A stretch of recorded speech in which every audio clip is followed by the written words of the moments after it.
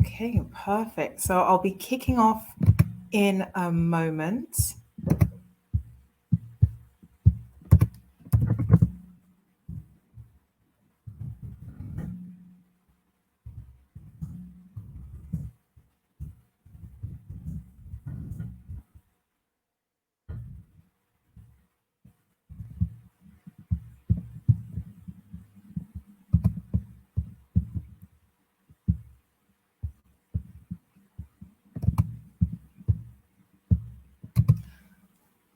Bear with me. And I think, I guess whilst I'm just waiting, I'm going to kick off just after the half hour. So whilst I'm waiting, if there's anything that you have in terms of questions, feel free to go to that session side on the right-hand side and use the chat either to introduce yourself, say a little bit about you, or the Q&A. I think I'll be going through general protocols as well, but really, really excited for this.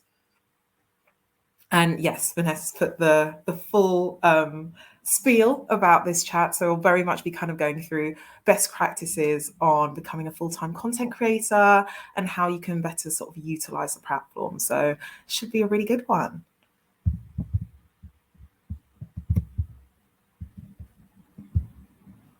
Okay, perfect. So I think I'm able to kick off. What I'm going to do is I'll go through the housekeeping rules first and foremost. So it will be a quick session. I only have half an hour to be sharing as much information with you as possible. So I will try and make sure I moderate my voice, but I will be speaking quite quickly. That being said, I'm not necessarily left too much time for questions at the end. I will be around for the networking portion of this session as well. So if there's anything I'm unable to answer, feel free to kind of reach out to me, send me a message in the half hour after this and we can go through it. But please, please, please do use that Q&A feature, because what I'll be doing is trying to kind of integrate those questions throughout and go through as many of those as possible. So do feel free. I've got it up on my side and I will be kind of going through it. But I suppose to kick off a little bit about who I am and what I'm about. So I say meet the team, but it is just me. The name's Kelsey, the pronouns are she, her. And as it said in the bio, I am a creative partnerships manager at TikTok. So what that entails is twofold. I manage a roster of fabulous, amazing creators and very much help with them growing in terms of the platform and on the accounts. But what I also do as well is help them with any partnerships and opportunities and bits and pieces that will come up there as well. So it's very much kind of a twofold when it comes to my job. It's a small team, but it's a very good team. We very much do kind of make it happen and look at what we can be doing to amplify our creator community. I'm just going to pause because I saw a question from Queen saying, cannot hear any sound. Are you able to hear me now, or is there any issues? Feel free to just pop it in the chat if you're unable to hear me for whatever reason. I'm more than happy to just double check my sound. It did say it was all good to go, but do feel free to kind of pop it in if you're having any issues there. So yes, that's a little bit about me. I've been at TikTok for around 1.5 years now, which means I've seen all weird, wonderful and wacky and brilliant and everything in between. And I'll be peppering a little bit of personal advice in with a lot of this advice that we're sharing. But again, if there's anything that comes up, feel free to tell me. Yeah, let me know any questions. So just a quick one to run through the agenda. What I'm going to do is start off with what you need to know. So this is going to be a case of everything from developing that personal brand and identifying your personal brand, getting started on the platform, or just making sure that you've got those best practices in place. We'll be spending more of the time talking about the 3 kind of key pillars of growth that we're going to go through when it comes to growing your account and establishing yourself as a full-time content creator. It's never one to dismiss when it comes to safety. So I will be spending just a little bit of time going through some of the tools and tips that we have for just making sure that you feel empowered and safe on the platform. And then I'll be spending the last 10 minutes or so, depending on how quickly I talk, going through some of the monetizing practices and tools that you have on the platform as well. So if there are any questions that kind of come up, you've got the general pattern and cadence of what I'll be going through, but feel free to kind of mention anything throughout and I'll make sure that we integrate it as we go. So kicking off with this, I think it's one of those that some people love to jump straight in on making videos on TikTok, and why not? It's made to be accessible for a reason. But I would definitely say if it was one of those things about looking at what you can do to be a full-time creator, identifying your brand and brand building is so quintessential to the platform. You've got to remember that you've got avenues from different areas here. You'll have people that will be following you and looking out for the content, but also, and I'm assuming the majority of you will consume your videos like this, is you have the For You feed. And that is where many people will be discovering you for the first time. So it's really about making sure that each and every video that you're producing and putting out there really leans back to your brand and therefore what people and users would expect from your account as a result. So just sort of kind of starting with the few things on we're happy you're here, obviously, but why are you here? So what are you trying to do on TikTok? Is it a case of you're growing your audience or growing your reputation and expertise in this particular field? Do you want to be meeting more creators and collaborating with them? Is it a case of maybe testing out some new material that you're looking at, or selling tickets for an event, or even promoting other appearances of bits and pieces? So just making sure you have a little bit more of an idea and understanding of why you're on TikTok in the first place. And once you've got that, it very much leads into the other questions of what do you want to be? You know, how is it that you're showing and demonstrating authenticity? And it doesn't necessarily mean about just being you. It could be about personas or or a little bit more of reserved style of you, but how are you making sure that you're being yourself and playing up to or being with that particular character or specific trait that you want to show? So if it's an area of offering advice, how are you making sure that you're positioning yourself from that voice of authority standpoint? And then I guess, what do you want people to feel about you? Is it that you're owning a particular niche? So no one on TikTok, or very few people on TikTok, are owning that area, cleaning pools, for instance, and therefore making it being something that's a place of curiosity, and that's what people are feeling and why they go to your account. Is it from an inspirational advisory standpoint? Or what are you essentially doing to cause all this conversation? I can already hear some of you being like, haha, on the other side to that one.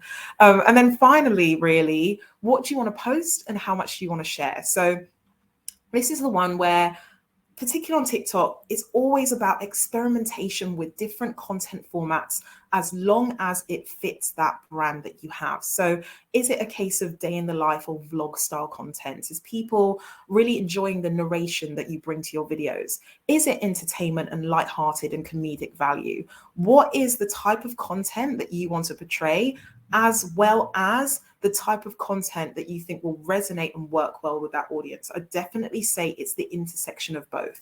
And you'll find that if you lean towards one or the other and you don't find that sweet spot, that is when you can see quite big fluctuations as a result. It is always about finding that balance between what is working on TikTok, what are the trends, what is the zeitgeist saying? If everyone's talking about Love Island, how does that potentially lean into your brand and lean into your content? How are you able to tap into that zeitgeist as a result, while still being authentic to you and your vertical or your niche, etc.? So really about finding that sweet spot when it comes to your brand building.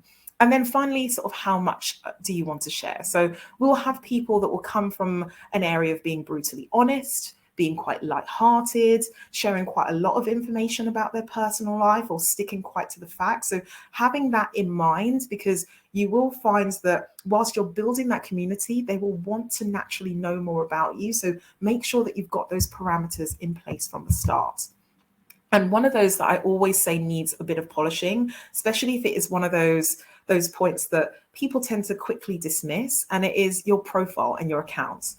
That says a lot about you. There will be so many people that will click on your video and they'll want to know more about who you are as a creator, what you have done, and some of your most popular videos as a result. So everything from your profile name, making sure that it's short, it's memorable, and where possible, it gives visitors a little bit more of an idea of what is the type of content that you're able to create. Making sure that your username is very consistent with the other social platforms that you might be using, and also just having that consistency. It's really key that people are able to find you both on platform and off. I'd also very much kind of say that a big one here is that description. There are so many times that we'll be speaking with brands or want to outreach to creators ourselves, and they don't quite have a clear description that identifies what they do, who they are. They're not using things like a link tree, etc., which means that it's really easy to see some of their content on platform, off platform, what they're looking to highlight, any brands that they're working with, potentially a media pack and a rate card is one of the ones that kind of crops up a lot now. And obviously the ever-present email address. How many creators have missed out on opportunity because they're just difficult to contact? So just making sure that you have all of those basics in place, particularly from a brand outreach perspective. Now I'm looking and I'm not seeing any questions so far. So I'm going to move on to these 3 pillars of growth, but please do feel free to pop anything in the chat or the Q&A if there's anything that you want me to go through. But yeah, moving on really quickly onto the 3 key pillars. So I've distilled this down into strategy, creativity, and audience insights. And I'll be speaking a little bit around the 3 of them, but I think this is the trifecta, essentially, if you're looking at that account growth and that audience and following growth as a result. So the first one is the strategy. I think I've harped on about it already, but there is a lot to say when it comes to going back to your brand and making sure you have that brand in place, those top creators. And I'd definitely say to have a little bit of a research, look at who is top 10, who's top 20 in the UK, what kind of verticals, what's the last 5 videos they've done, what are 3 that have performed really well and 3 that haven't. It gives you a little bit more of a window and insight into their own brand and how it comes across in each of those videos, but it also will provide you a lot of kind of lessons on your own content as a result.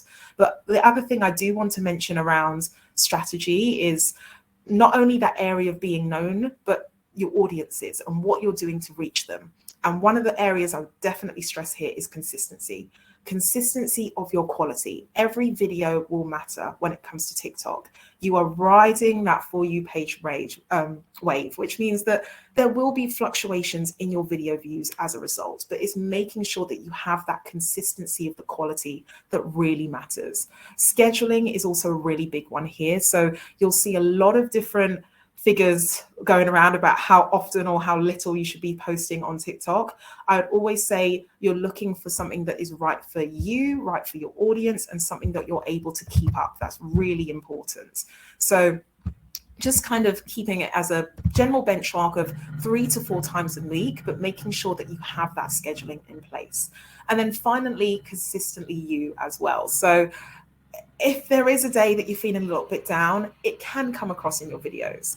So if there is a particular brand or style that you're looking to come across, making sure that you're bulk creating those videos in a time that really works for you, and then scheduling to make it matter and having that consistency. So I'll say a little bit about kind of analytics and audience on that 3rd pillar, but finding that sweet spot between when you can post and when your audience is likely to be online is really key as well.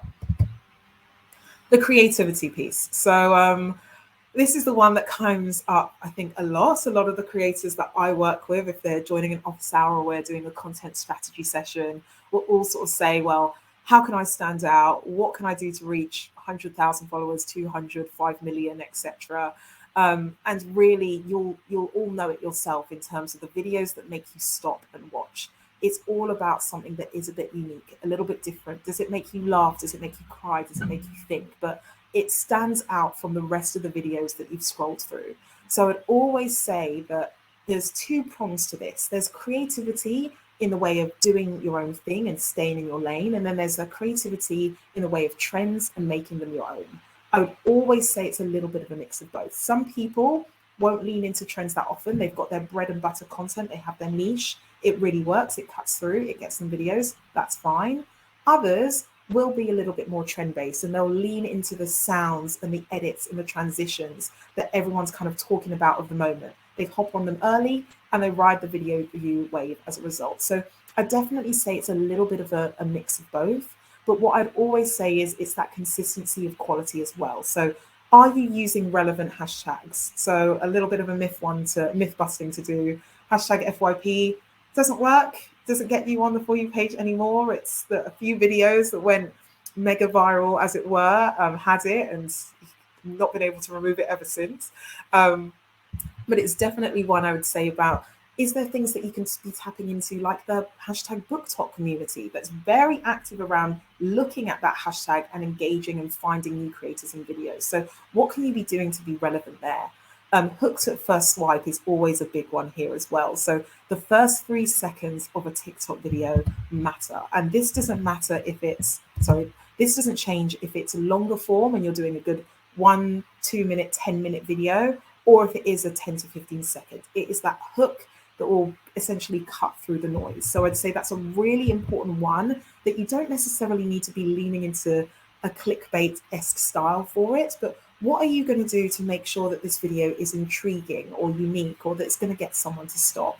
And then also using things like those in-app features as well. So what are some of the trending sounds that you've been able to see on the sounds page or have been coming up on your For You page, and the music that you've been looking out for? I think Lizzo has been my earworm for absolute weeks now, but for a very good reason. It's a catchy song and people have been able to put a billion different twists on it. So just seeing what you can do to kind of look out for some of those inspirations, look out for those trends. And if there's anything I would also say here is trying new things. I think there's 2 sides to this, where someone will have something that works well and they stick with it, and that's great.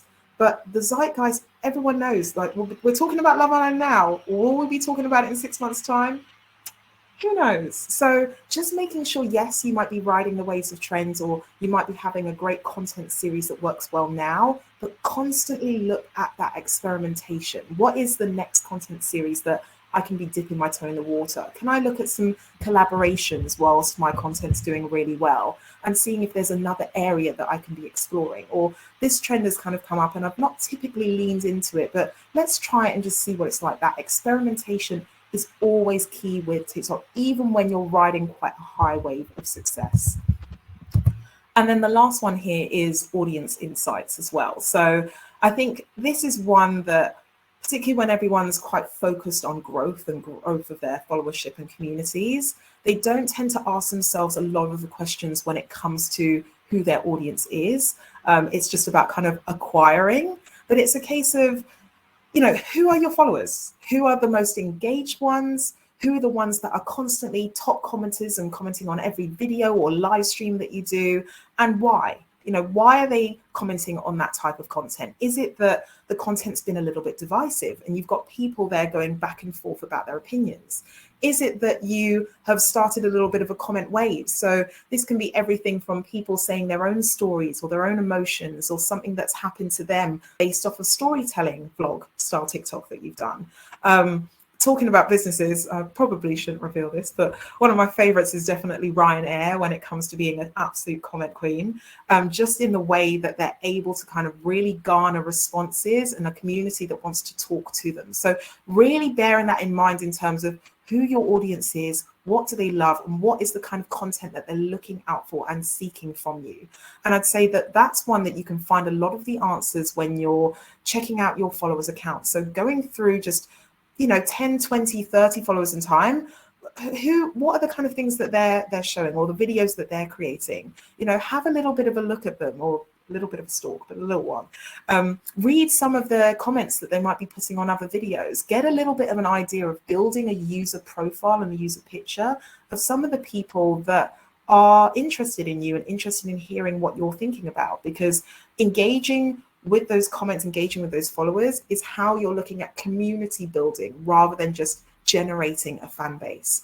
And any of those comments that are really speaking to you, definitely engage with them. If someone has said something and it's striking a little bit of chord, and it could be in different ways, see if you can kind of talk to them and see if there is anything that is interesting, or they did give you a different insight, because it might just start the next content series as a result. I think a lot of people and a lot of our really big and very successful series or styles of content that our creators doing started with a Q&A feature, a Q&A button.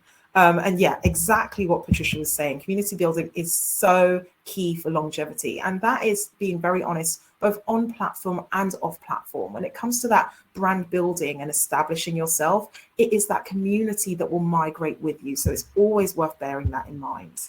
I'm just going to do a quick pause to check Q&A. Okay, all good for now. I'm hoping that means silence is golden from everyone that's on this stream. But if not, again, feel free. No question is too small to kind of drop me a quick Q&A. Moving on really quickly here to safety. So it's one of those that I'm not going to spend too much time on, but I do want to just make sure I spend some time on it. So it is one that's really key to us at TikTok, like creating a welcoming environment. It's all about having a place that people do feel empowered to create TikToks and they feel comfortable.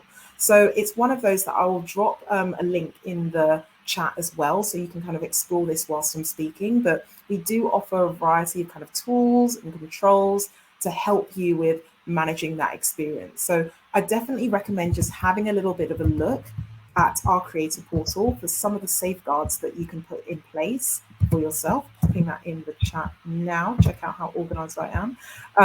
But just making sure you're just having a look at some of the controls that I've popped up as well in this presentation. And just, yeah, if there is anything in terms of managing your privacy settings or seeing who can like or see or comment on your videos, feedback, it's a case of, yes, feedback is a gift. I know I've been kind of taught that time and time again, but not all feedback you may potentially want, and that is fine too. So just making sure that you're feeling empowered to post is a really kind of key one. So the last part that I'm going to talk through, and I'm doing great time, so I will have time at the end for any questions if things do pop up, and I'm starting to see some things kind of coming up now, so that is great. But I did say that I'm going to talk a bit about monetizing those accounts and kind of helping you as you're growing and developing that community. So a lot of these tools that you'll see coming through, it's been really exciting because many, if not majority of them, have been in that last year and a half, and we're doing so much work here on how we can make sure that creators are empowered to monetize on the platform. So do watch this space, because it is one of those that you're constantly going to be seeing things change, because we're looking at what we can do to really support creators here.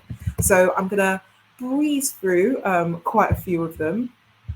And one other thing I would say before I do is a lot of them, if not all, do have eligibility criteria. So I would just make sure that you're checking that eligibility criteria before I break any hearts and people could start whizzing over and trying to get all of the tools. So I will just kind of pop that one in the session chat as well, but definitely kind of make sure that you're kind of looking at some of the things that we have on offer. One such as video gifts, which have come out quite soon, are really exciting features, because again, it means that your community is able to kind of give back to you. And I've popped in things like the features there so that you're able to kind of access them. But I definitely encourage you to have a little bit of a look at what you can be doing in this area to kind of encourage and foster that with your community. And that's very similar from both the video gift standpoint, but also a live gifting standpoint. So I think the one thing I haven't been able to speak about as much or pop in this presentation is really the importance of live. Because if you think about it, it gives you another stream of access to someone's For You page. You know, every fourth, fifth video that you're scrolling through, you'll see a live pop up that you might be interested in. So do have a think about that different avenue if it's something that, one, you're not going live at all, or two, which comes up quite often, you're not going live consistently.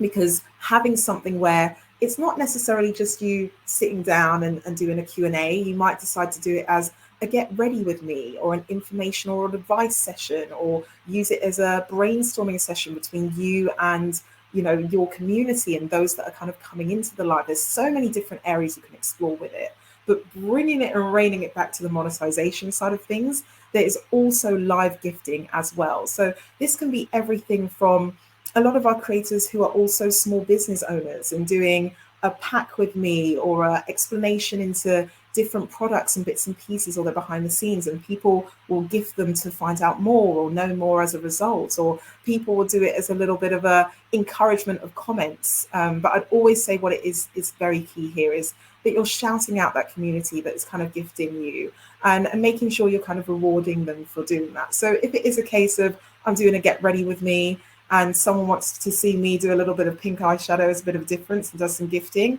do some experimentation and some play with that. Should you be going with pink or should you be going with blue? Like, leaning into that community is always key when it comes to TikTok. Because at the end of the day, this is a way that you can be maintaining that audience and that community you have, whilst making sure you're serving an all new different one as a result. So that is worth bearing in mind. And I'm going to see if I've got enough time. Yes, I have got enough time to play the video. Hi, my name is Tiktob Alvarez, and today we're going to talk about live gifting. What is it? How does it work? And how can you take advantage of it? As a creator, you can turn on live gifting, get awarding, and exchange your awards for fun. TikTok's live gifting feature allows fans to support their favorite creators by sending virtual gifts while the creator is live. TikTok will award diamonds to the creators based on the popularity of the creator's content, including the number and type of gifts the creator received. You, as a creator, can exchange your diamonds for real currency. Perfect. And then finally, just kind of moving on to tips as well. So there's a little bit of information here, and I'm okay for time. So I'm probably going to leave it a little bit more up on your screen so that you're able to have a bit of a read. But I think one of the main things to just kind of say from this is to make sure that you're kind of exploring a lot of these different areas when it comes to monetization. Some of them you might be able to lean quite naturally into because it aligns quite well with some of your off-app efforts and things you're doing there. Some might be a little bit more of a learning curve, but I think the one thing I do want you to take away from all of this, from the brand building side to the consistency, the audience growing, it's all about that experimentation piece. That is really key. So as long as you're keeping it consistent to your ethos, definitely have a look at the different areas that works for you. And then one of the other things I'll close with then before I kind of kick off with questions is talking a little bit about things like the creator marketplace as well. So you've built your brand, you've put out your consistent videos, they're cutting through the noise because they've identified a niche or they're filling an angle that people haven't seen before. Your audience is starting to grow as a result. You're monetizing organically through that audience. What's next? Well, how you very much can engage with brands as well. So we have tools such as the Creator Marketplace, which you're able to upload, create yourself that strong profile, and make sure that you're kind of speaking directly to brands about creating sponsored videos and posts for them. But it's also one that I would say lean a lot into that ethos and look at what you can do at exploring those brand partnerships as a whole as well. So I mentioned small things about having your profile, having your email address, etc. But do you understand the ins and outs of negotiating contracts and your rates? Have you been looking at your rate card and have essentially created yourself a little bit of a media pack, identifying how you know your audience, what you do, who you are, and the best ways that you can have brand alignment? Because the more you're able to bring in terms of to the table, in terms of who you are and what you're about, makes it much easier for the brand to get a bit of an understanding of how they can work with you as a result. So it's all about having that consistency of your strategy and then being able to put the best image of yourself forward as a result. So that's one I would definitely bear in mind as well. So yeah, I know it was thick and fast. I know it was very quick. Thank you for kind of keeping with me as I ran through it as quickly as possible. I think to go through some of the questions, a really good one that came through is, could you please touch on consistency of quality of content over saturating your audience because of the fear of being forgotten? I think that is a great question. I'd say, again, it's all about finding those sweet spots.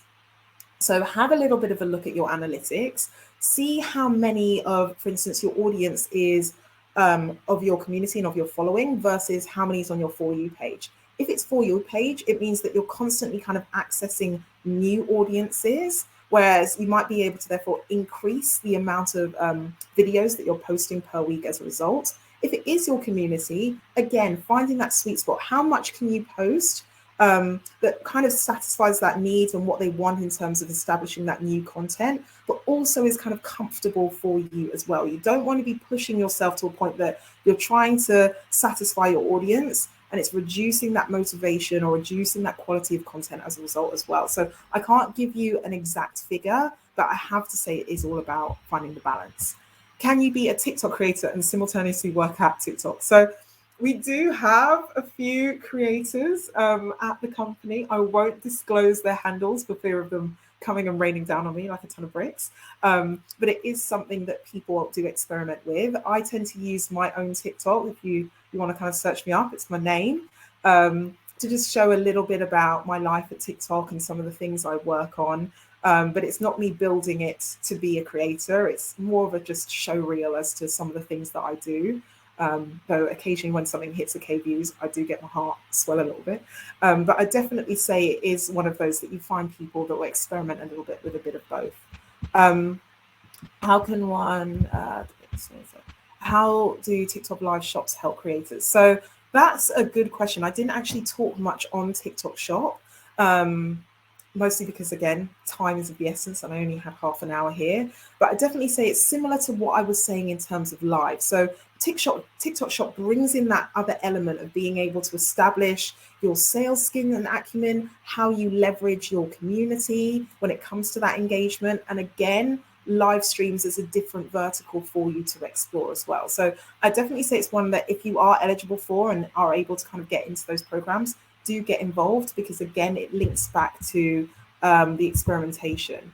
And then final question for you, exactly seven, so I'll be quite quick on this. How can one join TikTok creator programs? Okay, so yes, it does come up quite often in terms of how can I be talking to someone like you, or how can someone get involved? So it is a very small team. I'm going to be I'm going to be very sort of fair there and very frank there. So it's more about us proactively kind of reaching out to speak to creators.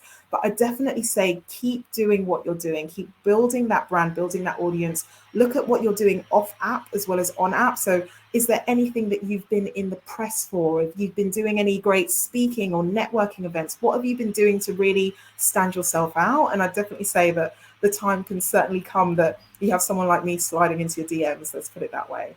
And then the last one, best advice for a beginner with only 200 followers. So, okay, that is an interesting question. I haven't quite touched on that, but if you're very new to your TikTok journey, I would say don't look at the followership, look at what you're putting out in terms of posting quality and consistency first and foremost. It's very easy to be discouraged, especially if you're early on in terms of you're not growing followers fast enough or quick enough. But again, why would those people follow you? What have you put out yet that really means it's attracting that community? So if you've only got sort of 1 or 2 videos, have a look at them and do a really strict content analysis. Or if you've got anyone that in terms of friends, family that are content creators, or even the aspirational content creators you're looking to be like, send them a message. Go, I'm establishing myself. I'm in a very similar vertical. I'd love to hear what you think about the first couple of videos that I've done, or what you're thinking about, and get some critique on what you're doing, because I think it's one of those that people can get discouraged quite quickly, thinking that it's a numbers game.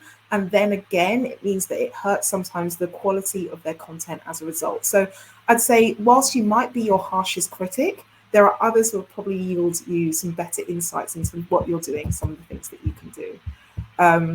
Okay, thanks for the presentation. I'm afraid I can't share the deck per se.